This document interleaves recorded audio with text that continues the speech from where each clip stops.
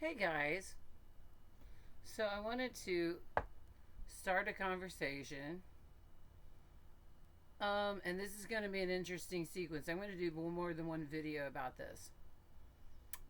My psychology journey. Okay?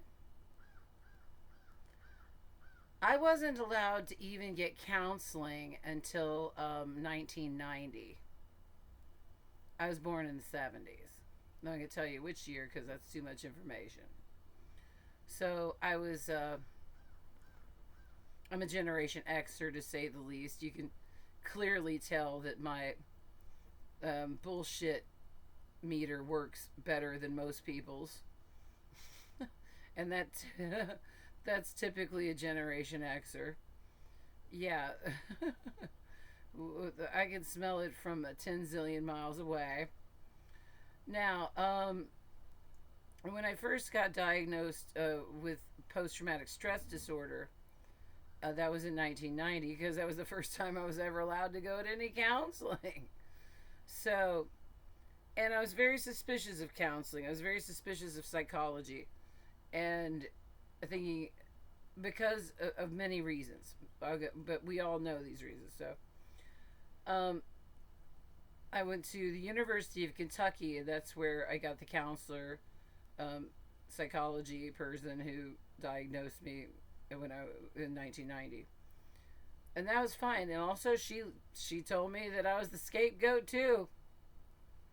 In 1990, she's like, "You're the scapegoat of this family." And I wish I had been allowed to somehow get some more counseling at that point, but I was still suspicious of psychology.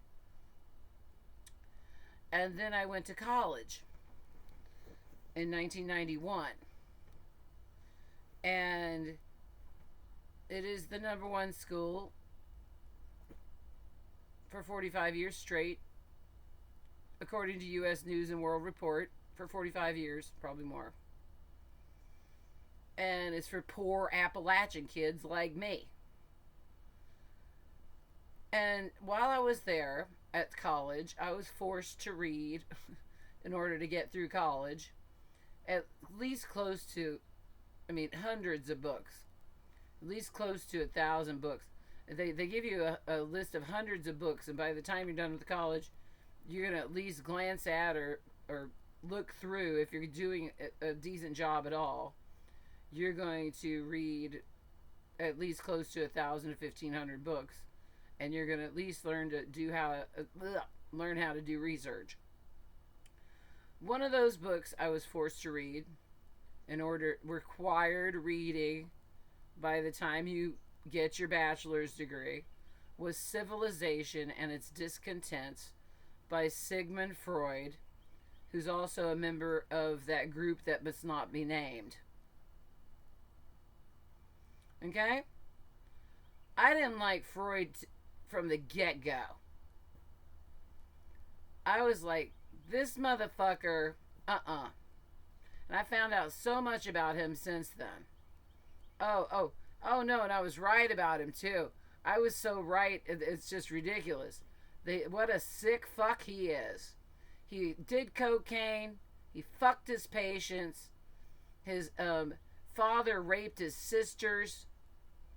He's just a sickening motherfucker. And it was all that penis envy crap. He's the one who came up with that penis envy shit. That women have penis envy. And for the record, I was like, I don't envy that guy's dick. I don't like it that he gets more rights than me because he's got that dick. He's allowed to stay out late at night because he's got a dick, and I'm not allowed to stay out late at night because I own a different set of fucking junk. It's ridiculous. I don't want his dick. No. Okay, so I will go forward with this. Oh, and by the way, his descendants are in charge of Netflix. Social engineers. All right? They're in charge. One of his descendants is in charge of Netflix. So, moving forward, I was a theater major, so I was doing a lot of acting, stage acting, not film acting.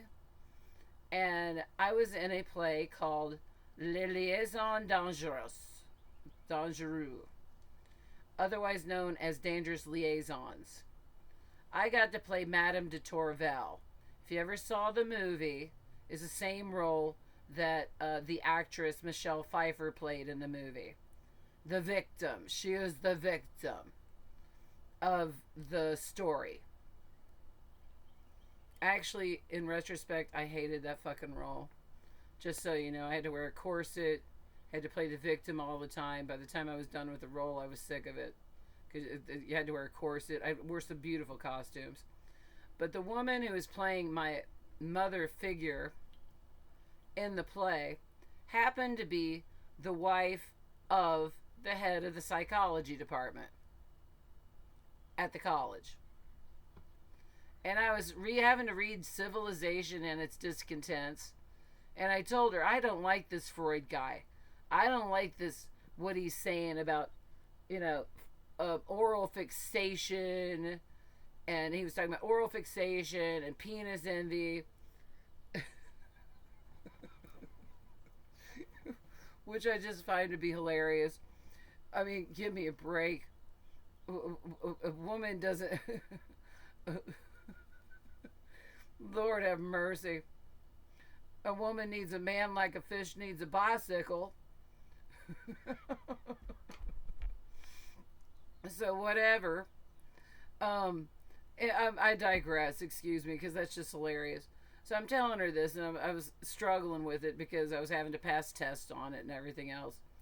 And she says to me, and she was really great. I never got to take a test with her husband. I never got to take a class under her husband because he was sick or he was vacationing at the time, if I remember correctly.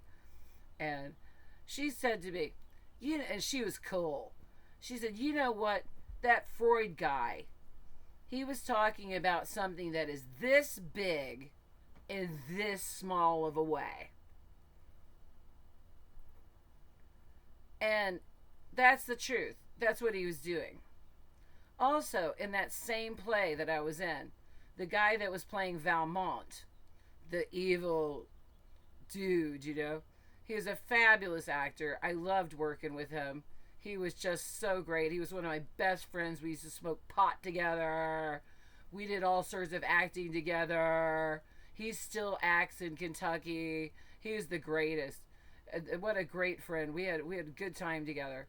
And we loved working together, so we worked together again. And he was having a lot of family problems like me. We're near the same age, and he was having a lot of family problems.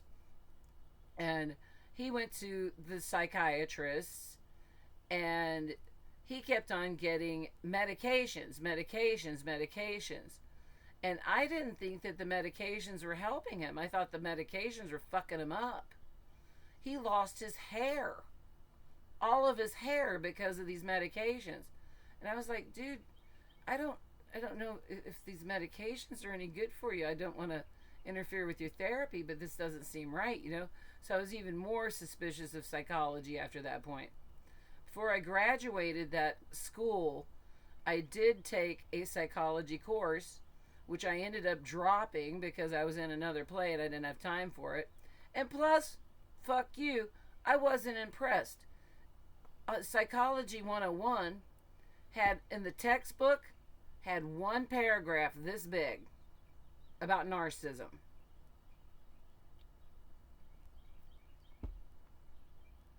And I knew what my family was, but I wanted more information. And that book only had a paragraph. The textbook only had this.